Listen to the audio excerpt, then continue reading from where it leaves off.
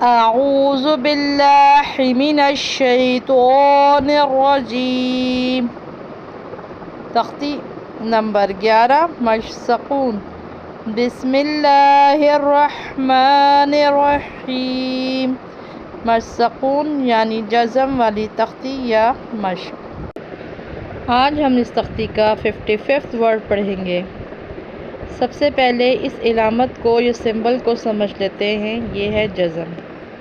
جزم جن حروف کے اوپر ہوتی ہے ان کو ساکن کیا جاتا ہے۔ ساکن کرنے کے ساتھ ساتھ وہ حرف ہمیشہ ایک بار پڑھے جاتے پچھلے والے لفظ کے ساتھ ملا کر یا جوڑ کر۔ اب آئیں ہم اس کو پڑھتے ہیں۔ حمزہ پڑی زبر غین ساکن آو۔ تو پڑی زبر تو آ تو۔ شین پڑی زبر شا آو توشا۔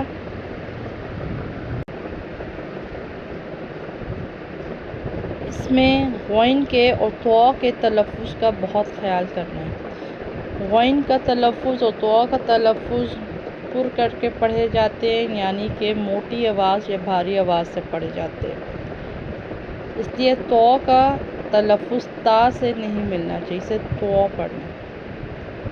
دوسری بات، غین جو کہ ساکن ہے یہ حروف قلقلہ میں سے نہیں ہے، اس لیے اس کو ہم نے حروف قلقلہ میں نہ ہونے کی وجہ سے قلقلہ ہونے سے بچانا ہے۔ یہ بھی تجوید کا ایک رول ہے۔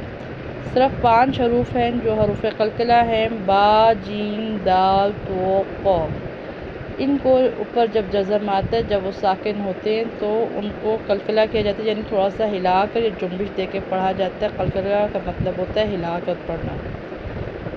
یہاں پر چونکہ غین ان میں سے نہیں ہے، اس لیے اس کو ہم نے ہلانے سے بچانا ہے، یعنی کہ ہم اسے غلطی سے یا لاپرواہی میں یا اسے معمولی غلطی سمجھتے ہوئے آغو نہیں کر سکتے۔ آغو کیا تو قلقلہ ہو جائے گا۔ ہم نے اسے پڑھنا ہے آو تواشا آو تواشا۔